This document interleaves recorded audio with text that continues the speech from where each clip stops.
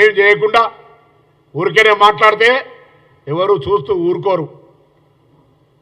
నేను అడుగుతాను మళ్ళొక్కసారి, కేంద్రము 10 సంవత్సరాలుగా కాంగ్రెస్ పార్టీ ప్రశ్నిస్తూ ఉంది. ఎలా భారతీయ జనతా పార్టీ ప్రతినిధిగా మీరు ఇక్కడ ఉన్నటువంటి పరిస్థితుల్లో 10 సంవత్సరాలుగా తెలంగాణకు, అందులో హైదరాబాద్కు మీరు ఏం తెచ్చిరో చెప్పండి. కాంగ్రెస్ పార్టీ ప్రశ్నిస్తూ ఉంది కిషన్ రెడ్డి గారిని. హైదరాబాద్ అభివృద్ధికి స్థానిక పార్లమెంట్ సభ్యుడిగా, మంత్రిగా హైదరాబాద్ను అభివృద్ధి చేయడానికి అవకాశం వచ్చినటువంటి శాఖను గత 5 సంవత్సరాలు నిర్వహించినటువంటి మీరు ఏం చేసినారో చెప్పండి. ఉపాధి అవకాశాలను మెరుగుపరిచే స్కిల్ డెవలప్మెంట్కి ఏమైనా స్కీమ్ తెచ్చిండ్రా? ఇన్ఫ్రాస్ట్రక్చర్ క్రియేట్కి ఏమైనా స్కీమ్ తెచ్చిండ్రా? ఉమెన్ ఎంపవర్మెంట్కి ఏమైనా స్కీమ్ తెచ్చిండ్రా? మైనార్టీ ఎస్సీ బీసీ వెల్ఫేర్కి ఏమైనా తెచ్చిండ్రా? ₹1 తేని మీకు హైదరాబాద్కు నిర్లక్ష్యానికి గురైందనేటువంటి హక్కు ఉందా అని అడుగుతా ఉన్నాం. స్మార్ట్ సిటీలో లేదు, అమృత్ పథకంలో లేదు, స్పెషల్ ప్యాకేజీలో లేదు, ప్రాజెక్టు వైజ్ లాభం చేసేది లేదు. హైదరాబాద్ ప్రజలకు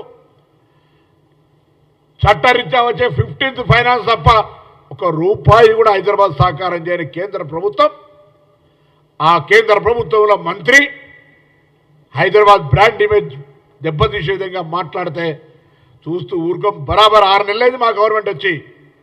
6 నెలల హైదరాబాద్లో అనేక సందర్భాల్లో జిహెచ్ఎంసీ లేదా హైదరాబాద్ కలెక్టరేట్ సమీక్షలు చేసి అనేకమైనటువంటి అంశాలకు సంబంధించి పారదర్శకంగా ప్రజల ఆకాంక్షలకు అనుగుణంగా ప్రజాపాలనతో మా ప్రభుత్వం ముందుకు పోతా ఉంది. చేతనైతే కేంద్ర ప్రభుత్వం సహకారం చేయి, లేదా మౌనంగా ప్రేక్షకుల్లాగా ఏ విధంగానైతే గతంలో ఉన్నావో అదేవిధంగా ఉండు తప్ప ప్రభుత్వాన్ని విమర్శించే ప్రయత్నం చేయమని చెప్పి కోరుతాను.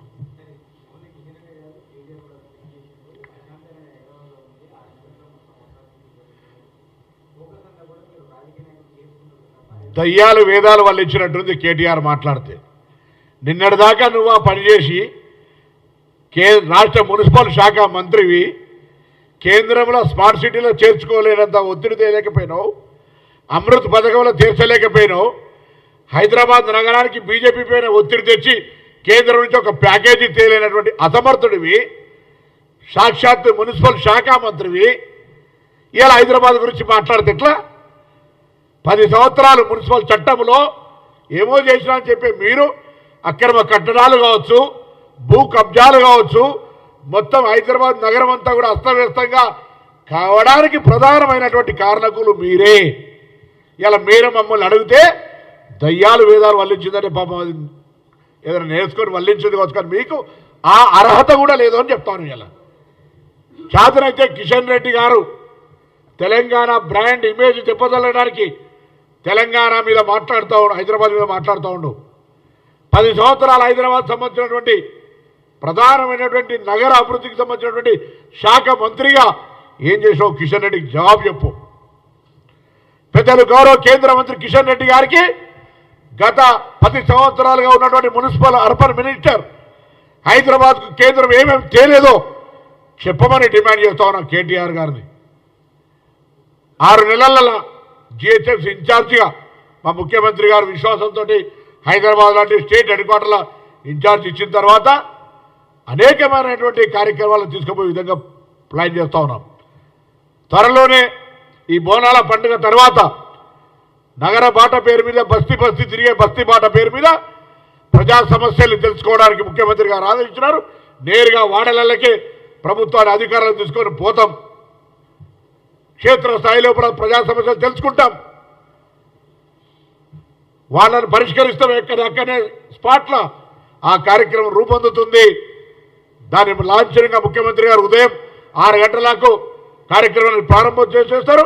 దానికి అనుగుణంగా కార్యక్రమం మొత్తం ఇక్కడ 150 డివిజన్లల్లో హైదరాబాద్లో ఉన్నటువంటి 24 అసెంబ్లీలల్లో ఈ కార్యక్రమం కొనసాగుతుంది. చేతనైతే కేంద్ర మంత్రిగా హైదరాబాద్ నగరాన్ని నిధులు తీసుకురమ్మని కిషన్ రెడ్డి గారు మరొక్కసారి డిమాండ్ చేస్తాను. కేటీఆర్ గారు మీరు మౌనంగా 10 సంవత్సరాలుగా హైదరాబాద్కి ఏం అన్యాయం చేశారు, బీజేపీ ఏం అన్యాయం చేసింది, మీరు చేతనైతే ఏం చేశారో చెప్పే ప్రయత్నం చేయమని చెప్పి కోరుతాను.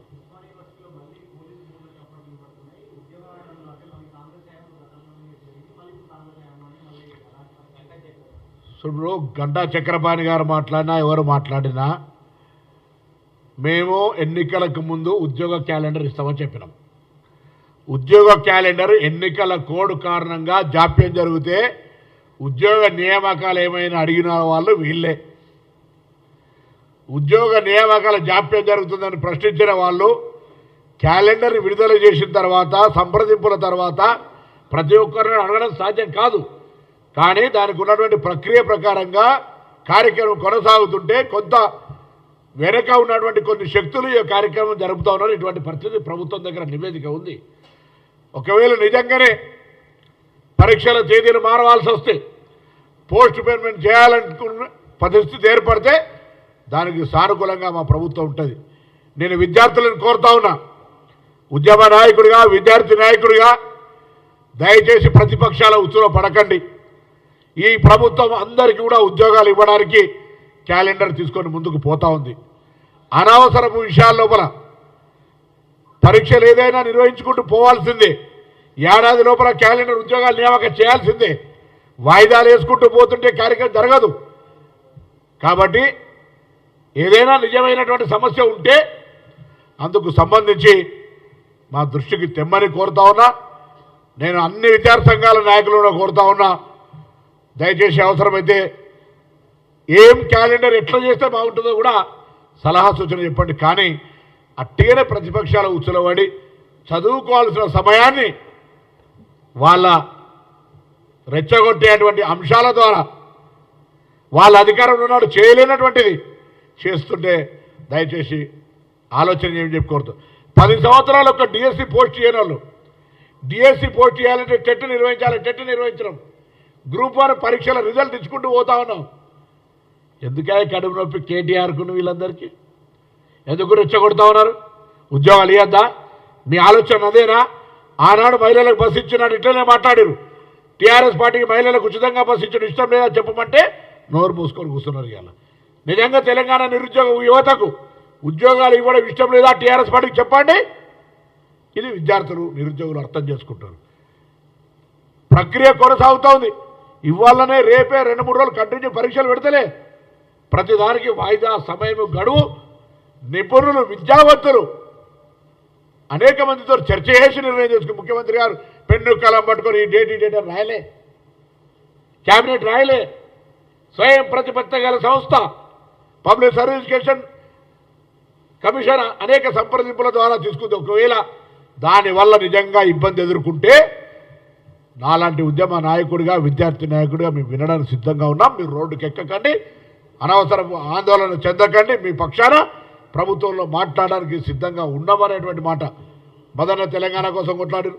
ఆది శ్రీనివాస్ గారు చాలామంది తెలంగాణకు సంబంధించినటువంటి బాధ్యులం, తెలంగాణ సాధనకు సంబంధించిన బాధ్యులం. మీ యొక్క అంశాలను ప్రభుత్వం దృష్టికి తీసుకోవడం సిద్ధంగా ఉన్నాం. అనవసరంగా రాజకీయ ఉచ్చులో పడి మీరు చదువుకునే విలువైన సమయాన్ని చెడగొట్టుకోవద్దని సందర్భంగా కోరుతా ఉన్నాం. ఇవాళ కిషన్ రెడ్డి గారిది దీనికి సంబంధించి కానివ్వండి, మళ్ళా చాలా సందర్భాలు మీరు ఎప్పుడు చెప్తే అప్పుడు దొరుకుతా. నేను మరొక్కసారి మీ ద్వారా అడుగుతా ఉన్నా, గౌరవ కేంద్ర మంత్రిగా కిషన్ రెడ్డి గారు హైదరాబాద్కు ఉపయోగపడే టూరిజం శాఖను 5 సంవత్సరాలు నిర్వహించి హైదరాబాద్ లాంటి ఒక మంచి చారిత్రాత్మకమైనటువంటి విశ్వ నగరానికి ఏం చేసిండో చెప్పిన తర్వాత మాట్లాడమని చెప్పి సందర్భంగా డిమాండ్ చేస్తుంది కాంగ్రెస్ పార్టీ.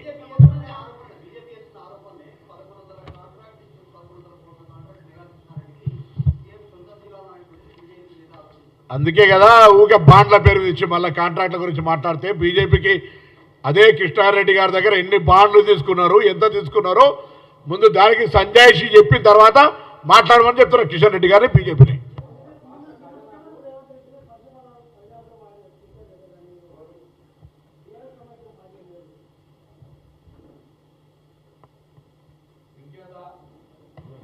విజ్ఞత, కామన్ సెన్స్, భాష గత ప్రభుత్వంలో వినియోగించడం మేము వినియోగిస్తలేము.